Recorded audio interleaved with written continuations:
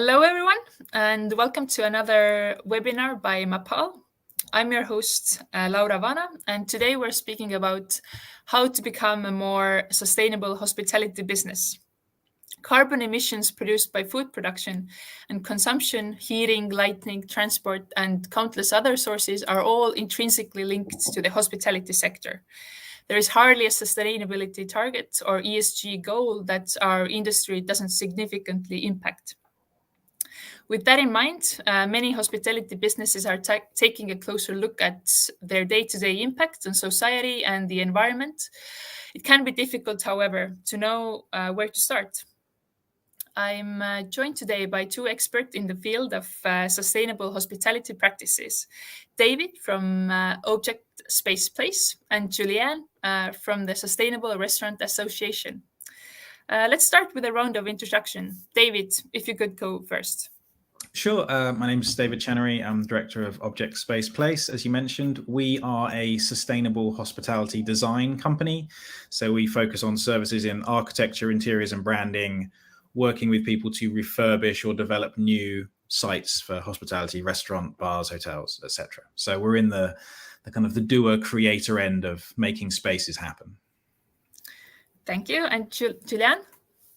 So I'm Juliane. I'm the Managing Director of the Sustainable Restaurant Association. We are a sustainability program for hospitality businesses. We're based here in London, but we are accessible to restaurants all around the world.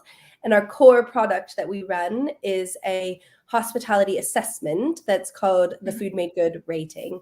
So we work with restaurants to assess their performance around sustainability targets in their procurement, their environmental impact, and their social impact. Thank you. And Juliane, can you talk a little bit more about your main initiatives, Food Made Good that you already mentioned, but also One Planet Plate and SU Eatable Life? Yes, absolutely. I would love to. So I just mentioned the Food Made Good rating, and this is really the core of what we do as an organization, which is encouraging restaurants to do an audit, essentially, of their performance, understanding the baseline of how their business performs in order to push them further and faster towards a more regenerative and socially progressive future for the industry. So we believe it's really, really essential that in order to change the industry, you have a sense of where you are and what you could be doing better. And I think sustainability means so many different things to different people that unless you have a framework which you're working against, and ours is one that's very much underpinned by things like the SDGs and kind of the major commitments and ESG targets in that affect our industry. So having a framework helps restaurants understand how they are actually performing and drive their decision making in a holistic way. Other things that we do, we're running a campaign that is called One Planet Plate. We're working with HSBC actually on driving that campaign forward, and it's really all about getting restaurants to showcase the sustainable dishes on their menu. So we want to change diner kind of concepts around what sustainable food means and recognize that sustainable food is beautiful food, is enticing, is what you want to be eating, and drive that choice away from things like just ordering the burger all the time on the menu towards what those sustainable dishes are. It also gives chefs a platform for showcasing their sustainability ethos to restaurants or to diners. So talking about why they're making the choices that they do. And then you mentioned Sweetable Life, which is a project that we've been running that's actually with European Life funding. So it's a European-wide project all around focusing on workplaces and universities and the transition towards sustainable diets. So what sort of behaviors drive consumer choice in those sorts of everyday environments, like a workplace canteen or a university, to get them, again, to choose more sustainable. So really talking about reducing the carbon emissions of a menu and reducing the water footprint of a menu through diner choices.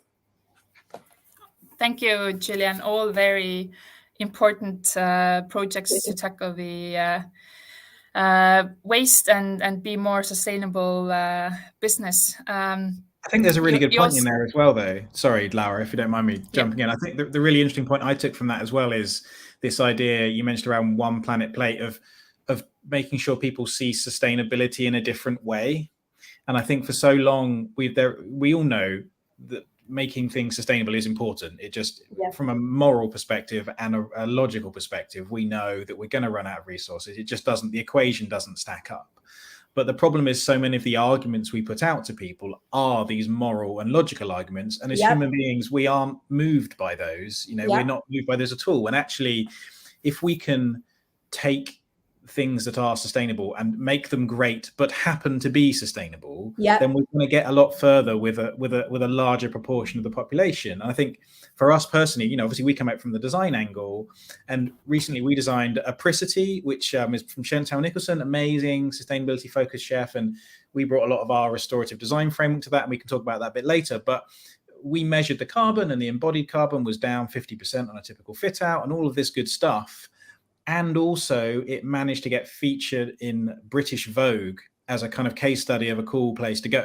So Vogue isn't my typical hangout. I'm not a Vogue person. It doesn't fit me. But what I loved about that was that we managed to get something that was so focused on being sustainable, but happened to appeal to the kind of glitterati and also be this aspirational thing at the same time. And I think we need to move away from sustainability as an apology, as a necessary thing we have to get through, and just go, well, now how can we just make this amazing and great and excellent and happen to be sustainable? What are the strategies? What are the ways of thinking? And if we can flip that mindset more often, actually it's a really exciting problem and journey to go on. And I think that's agree more. And I think you make this point too, where quite often you hear people trying to make the argument that consumers are caring more and more about sustainability, that Gen Z cares more and all of this stuff. The reality is sustainability is still at the bottom of the reasons why anybody is going to choose to dine out. And I think we almost need to stop trying to influence that, to say that we need, and instead realize that sustainability needs to be inherent to food that is also delicious, that's also at the right price, that's also in the right location, that's also fun to go out with your friends, because there are all these other drivers that drive the decision making people make around where they choose to eat. And and sustainability needs to be inherent across the board completely. I think there's something called the intention action gap. So you do all the surveys, and 60% of people say they take sustainability into account when they make a buying decision, and then you actually track their buying behavior, and it's something like 20%. So if we go too heavy on saying, hey, sustainable, eco, everything, that isn't going to move enough people, even though we feel like it should rationally. We're not rational creatures. And actually, we need to make, as a kind of line I roll out all the time, which is we need to make great restaurants that happen to be sustainable. Completely. And there will be some, there's a niche, there's 20% there that will be moved by you nailing sustainable over the door, but others won't. If you go to Apricity, it's just great food in a lovely restaurant, with a nice design, there's a nice space to be in, with great staff that look after you and care and understand. That's just a nice place to go to. If you look, you understand actually a lot of the dishes, or most of them, are plant-based. Not all of them, but most of them. And they can tell you where every ingredient has come from. And there's a story and everything. And it's just enjoyable as a human being to be in those spaces. Yeah. So I think, I think you're absolutely right. Moving away from trying to push water uphill and realize that we need to be smarter. We need to think a lot more broadly about how we make this inspirational, I think is a huge part of what we need to look at from a mindset perspective. Completely agree. So David, when you're helping businesses open up a new site, what are the different approaches you take as opposed to refurbishing an existing one?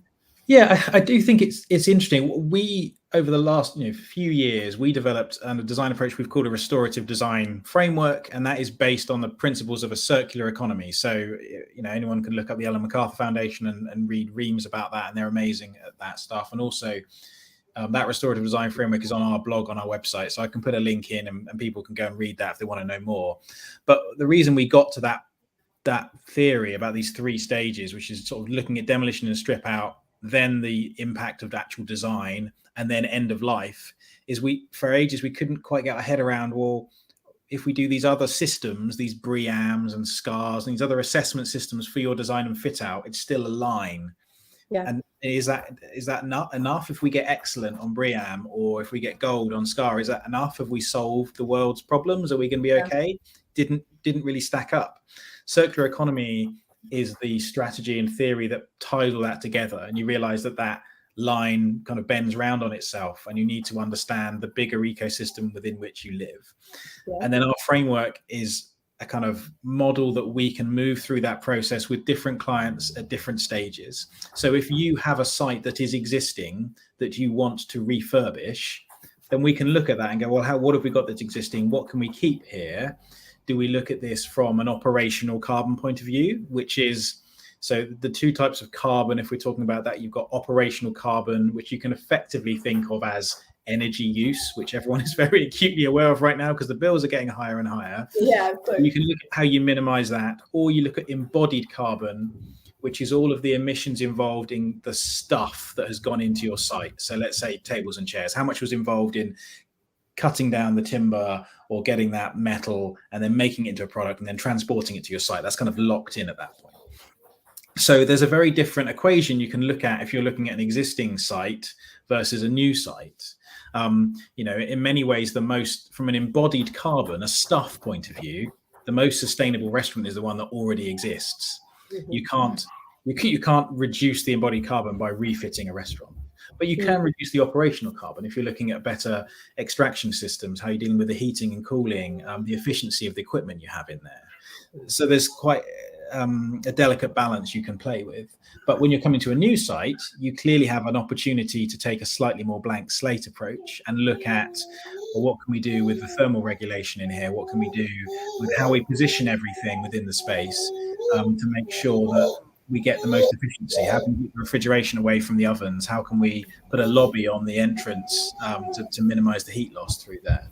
So that was a kind of slightly long-winded answer to your question, but effectively, yes, it comes back to our framework and you just adjust based on what you have coming into that. Thank you, David. But Juliane, I have a question to you. So if I already have a restaurant, how can I become more sustainable? How can your organization help me become more sustainable? So that starting point for us always is understanding where you are as a business. And then, so we would say, start by getting a sense of your procurement policies, how you're buying food, what you're buying, a sense of the environmental impact of your restaurant. So that's like David was talking about, those operational choices that you're making around energy use and the equipment that you have, how you power it, when it's on, all that sort of stuff, how much food waste you have as a business, are you measuring it, all of these things. And I think it's really important that we emphasize, though we are, we do have this accreditation involved with Food Made Good, sustainability for us is not a destination. We're always pushing the industry to go further and faster. And so what it is, so everything, we would say you get that 360 view of the operations of your business. And then we would start to go, where are the quick wins and the easy ones? Right now, reducing your energy consumption is pushing on an open door because everybody needs to lower those bills. And so figuring out those ways, whether it's by changing the equipment that you're using and making some of those decisions, or operationally training your staff, thinking about things like you don't need to have your drinks fridges cooling overnight, every night. And if you turn your pan off at a minute earlier and let the residual heat finish a dish, you can reduce your energy consumptions. There are really kind of operational decisions that you can make, and a lot of times those are then policies and strategies, but then they're people decisions at the end of the day. We run hospitality businesses that are so filled with people that you have to then train those ideas down into your staff. You have to, you can't just say we are a zero waste business. That means continual training to your staff around how you're reducing food waste. And then that kind of final piece for us is that your people are a sustainability issue in hospitality. And so it's really important that you understand that we think of our people as a resource in that same sort of way, and we invest in them, and that we do what we can to make hospitality careers sustainable, to make your people stay in your restaurants, so paying and treating people fairly, because they're essential to every single one of those decisions that gets made on a daily basis that drives the impact of your restaurant. You mentioned that people are the one of the key factors to become a more sustainable business. So how would you advise an organization that would like to adopt a more sustainable approach to employment? So I think we would start again by looking at kind of what are your policies at the moment. I think, you know, we are in the kind of labor market that we're in. It's essential that you are looking at livable wages across the business, and that can be really hard for hospitality businesses to catch up to where you know, these last 18 months have taken the job market when it comes to hospitality. However, what we're finding is that money's not enough. It's not the only, and you can kind of create this this race to the bottom almost, where it feels like we're just spending more and more on our employment costs, but we're not retaining our people because money's not enough. It's also all of those other things that you are doing. So David's been talking about Apricity and the work that you've done on the fit out, but another example is Apricity is also looking at how they treat their staff and their team, and they are really clear that the restaurant closes at 10, and so that their staff can leave by 11, so that their staff gets home safely on public transport. And you know, and that's they close Sunday, Monday. Exactly, and they 2 days off in a row. Consecutive days off, which is hard to find in hospitality. So, you know, it's thinking beyond just the compensation package, though, you know, it's not to say that livable wages are not fundamentally important. They absolutely are. But it's thinking beyond that, access to mental health services. Hospitality is a draining job, and, you know, data protection issues. So are you relying on your team? Are you sharing out everybody's phone numbers so that shifts are managed on WhatsApp? Actually, that's not a great way, you know, not a super safe and caring way to treat particularly female employees, to give their mobile phone numbers out on WhatsApp groups. And so, you know, there's all of these kind of senses around how do you build a holistic package that shows that your staff that you care about them beyond just their labor that they're bringing to your restaurant. And then finally, we would also say, how are you engaging more broadly with your community? So are there opportunities for your staff to engage with your suppliers, learn more, to find training opportunities to further their careers? Are there opportunities for them to volunteer on things that either they're passionate about or that you as a business are passionate about? Are you connecting with those local groups? Are you employing people from your local area to provide those progression opportunities? So it's really that holistic framework in thinking about how you run your business, and your people are at the center of that. Okay, thank you, Juliane. But David, you mentioned before that when you approach a project, you measure the emissions and the impact. How exactly do you do that, and how can you quantify your impact? Yeah, it is actually a challenging question that we're still looking to resolve. I mean, data around quantifying, for example, the carbon footprint of fit outs is very, very thin on the ground, to the point where for Apricity, we had to sort of look at getting it measured ourselves because we couldn't find anything meaningful. There's more around architecture. Architecture's a bit ahead of interiors and fit out, and I mean, rightly so. It's got a bigger impact and it's a bigger scale and it's longer term, so it kind of makes more sense. But we've kind of looking at a typical interior fit out has a carbon footprint of around 350 kilograms of CO2 equivalent per meter squared, and we're obviously now looking to get that down as far as possible. So for Apricity it was 192. I'd like to think we could beat that even further on the next ones we work on, but it is complex. It depends on the site you have, and also carbon isn't the be all and end all. This is where it's really tricky, I think, with sustainability, because I think as Julian alluded to there, it is incredibly complex and it kind of covers everything, which is true, but also quite paralyzing for a lot of people. And so when we look at sustainability in the design process, we're talking about principles of a circular economy, designing out waste and pollution, keeping natural resources in use. Can we work with social enterprises and people like Goldfinger to make furniture, or Raw Workshop in Oxford to kind of rework reclaimed timber? So you've got social value on top of the sustainable kind of environmental value. But that again can feel overwhelming. So often we oversimplify things. We have to, as a society, we reduce it to carbon. And carbon is to sustainability what calories are to a healthy diet, right? I mean, I could eat 1,000 calories a day and I would lose weight. But if it was all chocolate and I did no exercise, that isn't healthy. But as a society, we need a simplification because, frankly, we're too busy with everything else that's going on. So carbon is that for us. And therefore, we do measure the embodied carbon because it's the best simplification we've got, but we know we need to do a lot more around it. And one of the things we're most proud with Apricity is, as designers, we can't design to a number. I can't say, great, let's get the embodied carbon down. Like that doesn't, I can't, I've then got to go and find a chair or a material or combine some or solve an operational problem. And those things don't kind of neatly go together. But that's why we lean on circular economy, because as a process, when you're trying to design out waste and pollution, when you're trying to keep resources in use. So for example, in Apricity, we took the old staircase out that was made of timber and we got the contractor to chop it up and turn it into the wall cladding. Now, it wasn't necessarily cheaper to do that, but it's clearly going to have less carbon emissions involved because it was there and now it's been processed and chopped up, but it's now there.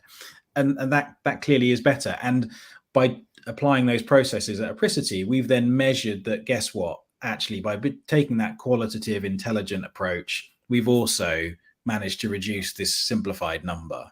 So does that make sense? So we can only really measure the simplified number, the data, which is always going to be too basic to capture the whole picture, but it's what we need to be able to communicate at scale. I think you have to have some sort of metrics. So we'd love to be measuring more.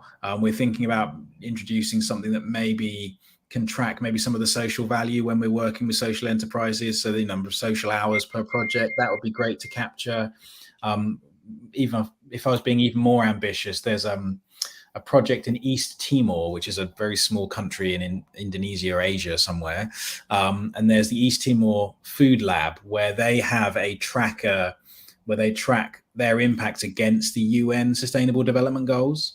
So that's quite cool. It would be lovely to expand that even further, because then you start to get a qualitative tracker. So it might be, in their instance, they're talking about free meals given or training to local people in X skill. But at the moment, yeah, carbon is the best one we have that is going to hit the headlines. But we would like to embellish that a bit further in the future. Okay, thank you. Juliane, if a restaurant wants to become more sustainable and for example, start with maybe the lowest hanging fruit, reduce the food waste, how could they know what's their carbon footprint on that, and how could they measure this and so on? What are your recommendations to start with it? So food waste is absolutely a very, very good place to start. One of the things that we always recommend to a business that's setting out on a strategy on food waste is that you've got to get a sense of where you are. Chefs often think they don't waste food. And so you get this kind of pushback on, like, there's not that much food waste in our business. No, but it's actually just a lot of like pushing it around. And so what you want to do is get a sense and run an audit internally. You want to see what's causing it. Is it spoilage? Is it prep waste? Is it plate waste? Where is it happening in your business? Because there's different solutions depending on what's driving that food waste. Somebody put in the comments, I can see around technology used to assist in that wastage.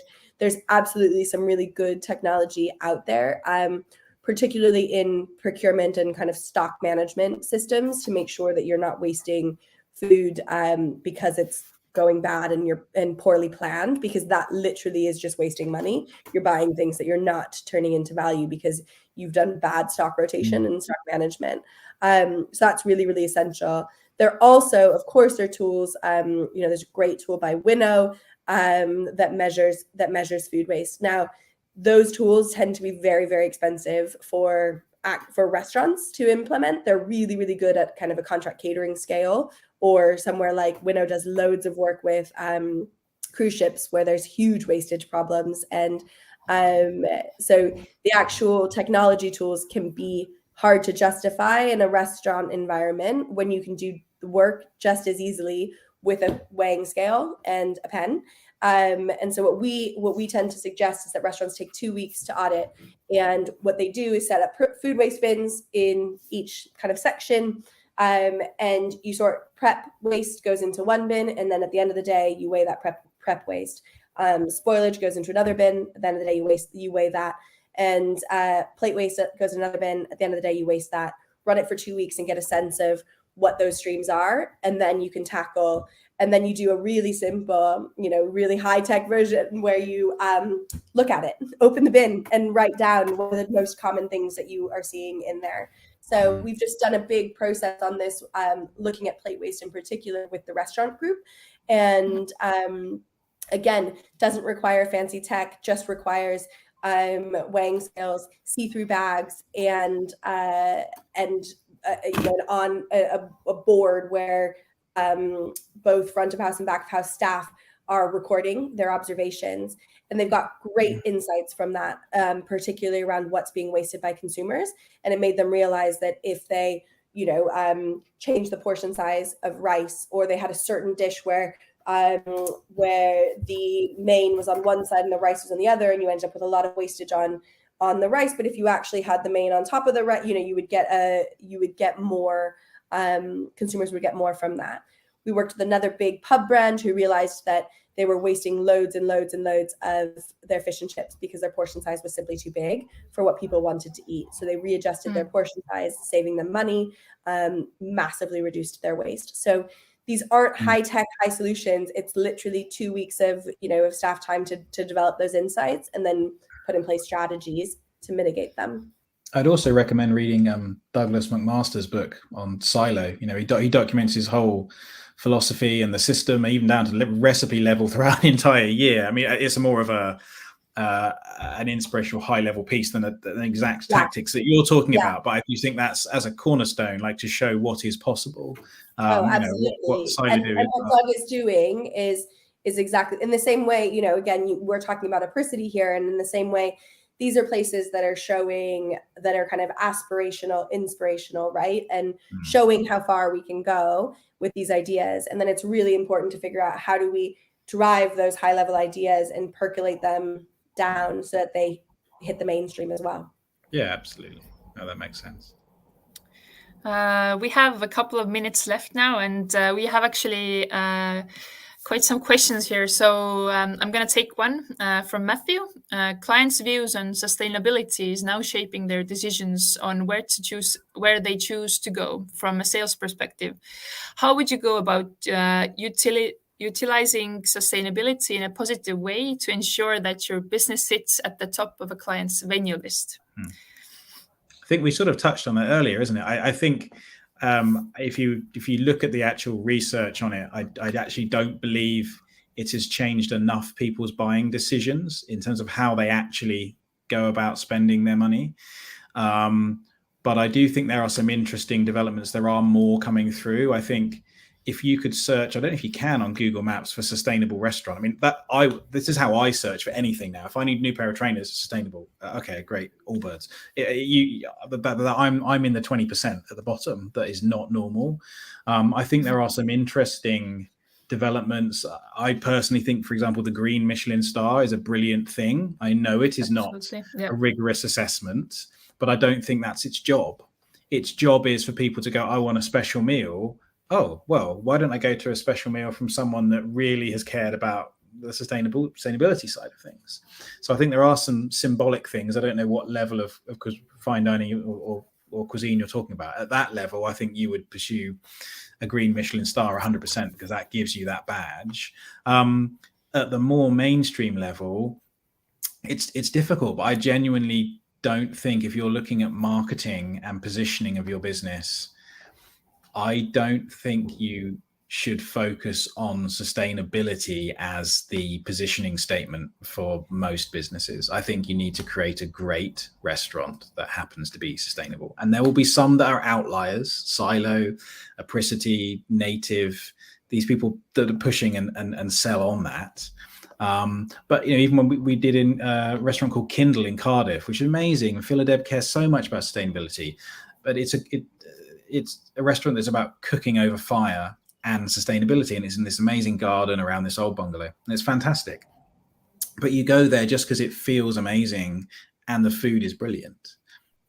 If you want to ask more questions, you can dig into the message, but I don't think you should leave with it. Building on, from that, you mentioned there about clients' views and on venue lists and stuff. And I do think that this is something we've been talking about lately, less about the restaurant's need, but more about these clients that have sustainability strategies or goals or things in mind.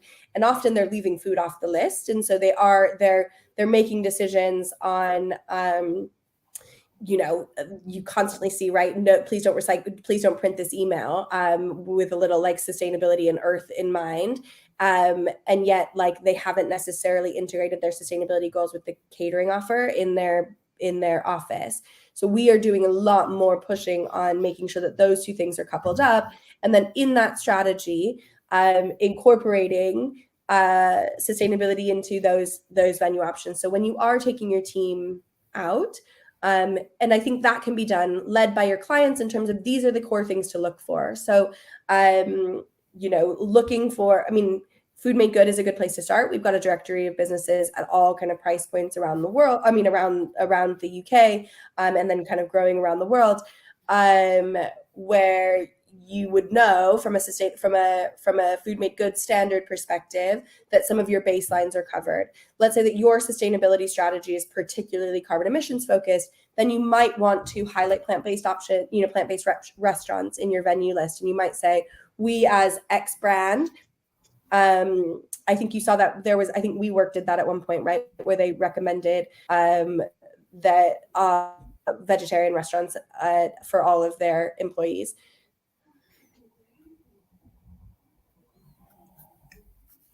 Oh, we lost you, Julian. Yes. Oh, no. Well, there was one thing I wanted to respond to, actually, having thought about that a bit more. Have I Oh, you did freeze. You're back. You back? Yes. Sorry. You were talking I don't know where you lost me, so you go ahead, David. Oh, I was just going to say, I was thinking a bit more, and not to kind of go against my original response to the question, but I do think there is, when we're talking about clients' venue list, and we kind of stray into the territory of perception management and marketing. And obviously there is a danger of greenwash here in what we communicate, what we simplify down and communicate, say, hey, look, we're doing good things. I do think there is a very valid strategy, which I called the Barbell Strategy, which is stolen from an economics theory. But Ellie from Hawksmoor was discussing this success that they'd had by focusing on either end of the spectrum. So on one end, you have the stuff that really moves the needle and being genuinely moving to be more sustainable, but that customers don't see. Renewable electricity contracts, where you source some elements from food waste in a sense, will really move the needle, but customers don't really see it. And then on the other side, you have the stuff that doesn't probably make a huge difference, but that customers really notice, which might be where you've got some reclaimed furniture from, or it might be eliminating single-use plastic straws, which incidentally doesn't really have much impact on climate change, if any. There's a biosphere question, and there's synthetic materials and all that, but it's not actually related to carbon. But people really care about that because it's in the newspapers and it's on the kind of front of mind. So that idea of this barbell strategy, where you are genuinely doing the hard work, but you also focus on the stuff that people know and see, that's kind of an interesting approach that people can take. Thank you, David. I think we could go on for another half an hour, but we just started. This is a 3-hour webinar, isn't it?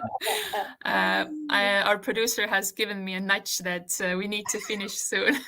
So, but thank you, David, and thank you, Julian, for your time. Very interesting topic, and thank you everyone for listening. And have a great rest of the week. Thank you.